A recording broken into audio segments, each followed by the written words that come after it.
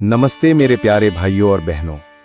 सावन की पवित्र बेला में जब चारों ओर भगवान शिव की भक्ति की सुगंध बिखर रही है और हर हर महादेव का उद्घोष हृदय को आनंदित कर रहा है, मैं आप सभी का हृदय से स्वागत करता हूं। ये वो समय है जब गंगा माता का पवित्र जल कांवड़ में लेकर लाखों शिव भक्त अपने आराध्य भोलेनाथ के चरणों में अर्पित करने के लिए लंबी यात्रा पर निकलते हैं। ये यात्रा केवल एक धार्मिक अनुष्ठान नहीं, बल्कि एक आत्मिक तपस्या है जो हमें प्रेम, करुणा और एकता का संदेश देती है।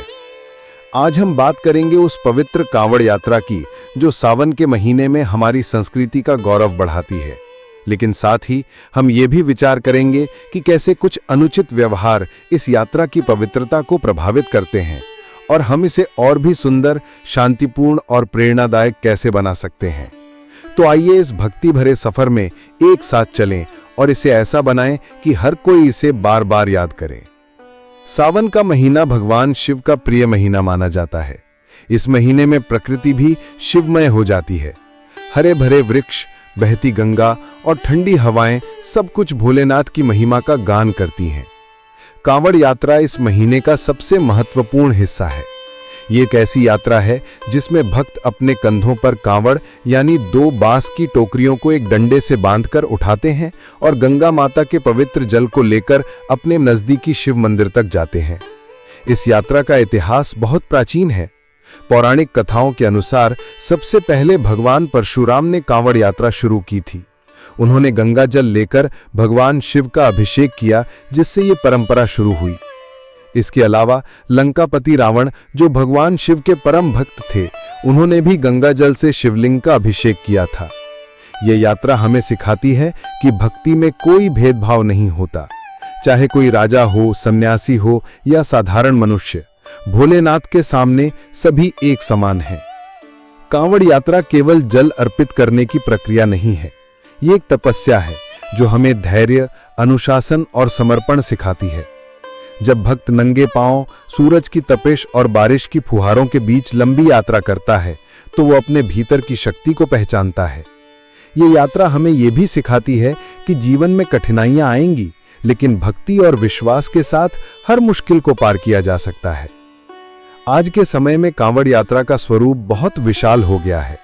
हर साल उत्तर भारत, खासकर उत्तराखंड, उत्तर प्रदेश, हरियाणा और दिल्ली जैसे राज्यों में लाखों भक्त इस यात्रा में शामिल होते हैं। हरिद्वार, गंगोत्री और सुल्तानपुर जैसे स्थानों से गंगा जल लेकर भक्त अपने गंतव्य मंदिरों जैसे काशी विश्वनाथ, नीलकंठ या स्थानीय शिव मंदिरों तक जाते हैं। सड़कों पर रंग बिरंगे कांवड़, भक्ति भरे भजन और हर हर महादेव का उद्घोष एक ऐसा दृश्य रचता है जो देखकर हृदय भक्ति से भर जाता है। बच्चे, युवा और बुजुर्ग सभी इस यात्रा में एक साथ कदम मिलाते हैं। कई जगहों पर सामाजिक संगठन और स्थानीय लोग कांवड़ियों के लिए भोजन, पानी और विश्राम की व्यवस्था करते हैं। ये एक सामूहिक उत्सव का रूप ले लेता है जो समाज में एकता का संदेश देता है। लेकिन मेरे प्यारे दोस्तों, हर सिक्के के दो पहलू होते हैं। जहां कांवड़ यात्रा भक्ति और समर्पण का प्रतीक है, वहीं कुछ स्थानों पर इसके दौरान होने वाले उपद्रव और अनुचित व्यवहार इसकी पवित्रता पर प्रश्न चिन्ह लगाते हैं। आइए इस पर गहराई से विचार करें। कांवड़ यात्रा के दौरान कुछ ऐसी घटनाएं सामने आती हैं जो इस पवित्र यात्रा की गरिमा को ठेस पहुंचाती हैं। कुछ लोग तेज आवाज में डीजे या भजन बजाते हैं जो आसपास के लोगों, खासकर बुजुर्गों और बच्चों को परेशान करते हैं। कुछ जगहों पर सड़कों पर अनुचित व्यवहार जैसे नशे में झगड़े, मारपीट या यातायात को बाधित करना देखने को मिलता है। कुछ लोग कांवड़ यात्रा को अपनी ताकत दिखाने का माध्यम बना लेते हैं जो भक्ति के उद्देश्य के खिलाफ है। ये व्यवहार न केवल यात्रा की पवित्रता को कम करते हैं, बल्कि समाज में भी गलत संदेश देते हैं। उदाहरण के लिए, यदि सड़कों पर जाम लगता है तो मरीजों को अस्पताल पहुंचने में देरी होती है। यदि तेज आवाज से आसपास के लोग परेशान होते हैं तो उनकी शांति भंग होती है। ये सब उस धर्म के खिलाफ है जो प्रेम और करुणा सिखाता है। भगवान शिव, जिन्हें हम भोलेनाथ कहते हैं, वो तो सृष्टि के कल्याण करता है। उन्होंने नीलकंठ बनकर विष पिया ताकि संसार की रक्षा हो सके। फिर हम उनके भक्त उनके नाम पर अशांति कैसे फैला सकते हैं? धर्म के नाम पर उपद्रव करना न केवल हमारी भक्ति को कमजोर करता है, बल्कि समाज में भी वैमनस्य पैदा करता है।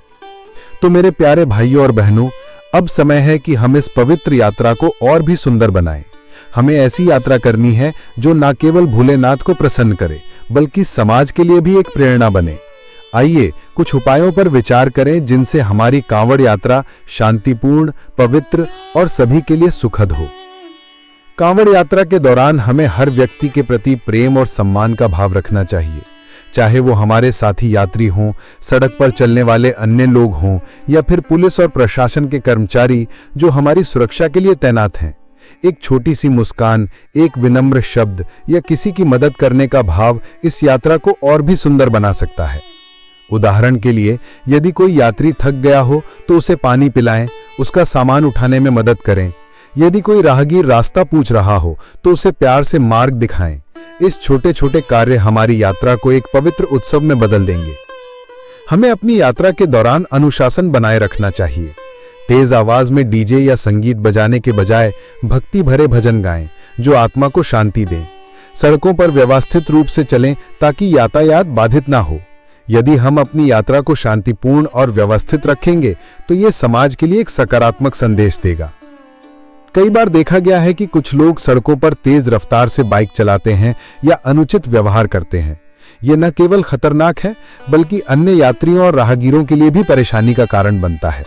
हमें यह सुनिश्चित करना है कि हमारी यात्रा से किसी को कोई असुविधा ना हो। भगवान शिव तो प्रकृति के रक्षक हैं। उनकी पूजा में गंगा माता, बिल्व पत्र और धतूरा जैसे प्राकृतिक तत्व शामिल हैं। हमें भी उनकी इस शिक्षा को अपनाना चाहिए। यात्रा के दौरान प्लास्टिक का उपयोग कम करें। गंगा माता के किनारे कचरा ना फैलाएं। अपने आसपास की सफाई का ध्यान रखें। उदाहरण के लिए, यदि आप विश्राम के लिए रुकते हैं तो अपने खाने पीने का कचरा एकत्रित करें और उसे उचित स्थान पर निपटाएं। यदि हम सभी मिलकर स्वच्छता का ध्यान रखेंगे तो हमारी यात्रा न केवल पवित्र होगी बल्कि पर्यावरण के लिए भी एक योगदान होगा। कांवड़ यात्रा में हर वर्ग, हर समुदाय के लोग शामिल होते हैं। ये एक ऐसा अवसर है जब हम सामाजिक समरसता का संदेश दे सकते हैं। अपने साथी यात्रियों की मदद करें। जरूरतमंद लोगों को पानी, भोजन या अन्य सहायता प्रदान करें। यदि कोई यात्री बीमार हो या उसे चिकित्सा की जरूरत हो तो उसकी सहायता करें। कई बार देखा गया है कि स्थानीय लोग और सामाजिक संगठन कांवड़ियों के लिए भोजन और पानी की व्यवस्था करते हैं। हमें भी इस भावना को अपनाना चाहिए। यदि हम अपने साथ अतिरिक्त भोजन या पानी रखें तो उसे जरूरतमंदों के साथ बांट सकते हैं। ये हमारी यात्रा को और भी सुंदर बनाएगा। कांवड़ यात्रा के दौरान प्रशासन और पुलिस हमारी सुरक्षा और सुविधा के लिए दिन रात काम करते हैं। वे रास्तों को व्यवस्थित करते हैं, यातायात को नियंत्रित करते हैं और हमारी सुरक्षा सुनिश्चित करते हैं। हमें उनके नियमों का पालन करना चाहिए। यदि कोई मार्ग परिवर्तन या नियम बनाए गए हैं तो उन्हें सहर्ष स्वीकार करें। यदि जैसे प्रशासन ने कुछ क्षेत्रों में डीजे या तेज आवाज पर प्रतिबंध लगाया है तो हमें उसका सम्मान करना चाहिए। ये न केवल हमारी यात्रा को सुरक्षित बनाएगा बल्कि समाज में भी एक सकारात्मक छवि बनाएगा। कांवड़ यात्रा केवल शारीरिक यात्रा नहीं है, ये एक आध्यात्मिक अनुभव भी है। हमें इस दौरान अपने मन को शांत और भक्ति में लीन रखना चाहिए। भजन गाएं, ध्यान करें और भोलेनाथ के प्रति अपनी श्रद्धा को और भी गहरा करें। यदि हम इस यात्रा को केवल बाहरी उत्सव की तरह न देखकर एक आंतरिक तपस्या के रूप में अपनाएं तो ये हमारे जीवन को और भी समृद्ध बनाएगा। आइए अब कुछ ऐसी कहानियों पर नजर डालते हैं जो हमें प्रेरित करती हैं कि कांवड़ यात्रा को कैसे सुंदर और पवित्र बनाया जा सकता है। रामू एक साधारण गांव का किसान था। वो हर साल कांवड़ यात्रा में शामिल होता था। एक बार हरिद्वार से कांवड़ लेकर लौटते समय उसने देखा कि एक बुजुर्ग यात्री सड़क किनारे थककर बैठ गए थे। उनके पैरों में छाले पड़ गए थे और वे आगे नहीं बढ़ पा रहे थे। रामू ने अपनी कांवड़ एक तरफ रखी, बुजुर्ग को पानी पिलाया, उनके पैरों पर मरहम लगाया और उन्हें अपने कंधे का सहारा देकर मंदिर तक पहुंचाया। जब मंदिर में जल अर्पित करने का समय आया तो रामू ने पहले बुजुर्ग को जल अर्पित करने दिया। उस दिन रामू को ऐसा सुकून मिला जो उसे किसी तीर्थ के दर्शन से भी नहीं मिला था। उसने महसूस किया कि भोलेनाथ की असली पूजा दूसरों की सेवा में है। हरियाणा के एक छोटे से शहर में कुछ युवाओं ने मिलकर एक अनोखा संकल्प लिया। उन्होंने अपनी कांवड़ यात्रा के दौरान स्वच्छता अभियान चलाया। वे जहां भी रुकते थे वहां कचरा इकट्ठा करते और उसे डस्टबिन में डालते थे। उन्होंने अपने साथी यात्रियों को भी प्रेरित किया कि वे प्लास्टिक का उपयोग कम करें और गंगा किनारे कचरा न फैलाएं। उनके इस प्रयास को देखकर स्थानीय लोग भी प्रेरित हुए। कई लोग उनके साथ जुड़ गए और देखते ही देखते पूरी यात्रा स्वच्छता का प्रतीक बन गई। इस ग्रुप ने न केवल अपनी भक्ति दिखाई बल्कि समाज को यह संदेश भी दिया कि धर्म और पर्यावरण की रक्षा एक साथ हो सकती है। उत्तर प्रदेश के गांव में कांवड़ यात्रा का आयोजन हुआ। इस यात्रा में हिंदू, मुस्लिम और सिख समुदाय के लोग एक साथ शामिल हुए। एक मुस्लिम परिवार ने कांवड़ियों के लिए पानी और भोजन की व्यवस्था की, जबकि एक सिख संगठन ने मेडिकल कैंप लगाया। यह दृश्य देखकर सभी का हृदय गदगद हो गया। इस यात्रा में ना कोई भेदभाव था, ना कोई वैमनस्य। सभी ने मिलकर भोलेनाथ के भजन गाए और एक दूसरे की मदद की। ये यात्रा न केवल भक्ति का प्रतीक बनी बल्कि सामाजिक एकता की भी मिसाल बन गई। ये कहानियां हमें सिखाती हैं कि छोटे छोटे प्रयासों से हम अपनी कांवड़ यात्रा को और भी सुंदर बना सकते हैं। यदि हम प्रेम, करुणा और अनुशासन के साथ इस यात्रा को करें तो ये हमें आत्मिक शांति देगी बल्कि समाज में भी एक सकारात्मक बदलाव लाएगी। कल्पना करें मेरे प्यारे दोस्तों, एक ऐसी कांवड़ यात्रा जिसमें हर ओर भक्ति का रंग बिखरा हो। सड़कों पर भक्त अपने कंधों पर कांवड़ लिए भोलेनाथ के भजन गाते हुए शांति और प्रेम के साथ चल रहे हों। बच्चे, बूढ़े और जवान सभी इस यात्रा में शामिल हों और हर कोई एक दूसरे की मदद कर रहा हो। सड़कें स्वच्छ हों, गंगा माता का जल निर्मल हो और हर दिल में केवल भक्ति और प्रेम का भाव हो। इस यात्रा में कोई शोर शराबा ना हो, कोई उपद्रव ना हो। हर यात्री एक दूसरे के प्रति सम्मान का भाव रखे। स्थानीय लोग और प्रशासन मिलकर इस यात्रा को सुचारू बनाए। यह एक ऐसा दृश्य होगा जो न केवल भोलेनाथ को प्रसन्न करेगा बल्कि समाज में भी एक बहुत सकारात्मक बदलाव लाएगा। मेरे प्यारे भाई और बहनों, कांवड़ यात्रा केवल हमारी व्यक्तिगत भक्ति का हिस्सा नहीं है बल्कि यह हमारी सामाजिक जिम्मेदारी भी है। हमें यह सुनिश्चित करना है कि हमारी यात्रा से किसी को कोई परेशानी ना हो, चाहे वो राहगीर हों, स्थानीय निवासी हों या फिर हमारे अपने साथी यात्री। हमें यह भी याद रखना चाहिए कि भोलेनाथ की भक्ति हमें सादगी और करुणा सिखाती है। हमें अपनी यात्रा को दिखावे का माध्यम न बनाकर एक आध्यात्मिक अनुभव बनाना चाहिए। यदि हम यह संकल्प लें कि हमारी यात्रा शांतिपूर्ण, स्वच्छ और सभी के लिए सुखद होगी, तो हम न केवल भोलेनाथ की कृपा प्राप्त करेंगे बल्कि समाज में भी एक सकारात्मक बदलाव लाएंगे। काहलें, अपनी यात्रा को सामाजिक योगदान का माध्यम बनाएं, जरूरतमंदों की मदद करें, स्वच्छता का ध्यान रखें और अन्य यात्रियों के साथ प्रेम और सम्मान का व्यवहार करें। मेरे प्यारे भाई और बहनों, सावन का यह पवित्र महीना हमें भक्ति, प्रेम और समर्पण का अवसर देता है। कांवड़ यात्रा केवल एक यात्रा नहीं है, ये एक भावना है, एक विश्वास है जो हमें अपने भीतर की अच्छाई को पहचानने का मौका देता है। आइए हम इस यात्रा को प्रेम, शांति और समरसता का प्रतीक बनाएं। मैं आप सभी का हृदय से धन्यवाद करता हूं कि आपने इस संदेश को इतने ध्यान और प्रेम से सुना।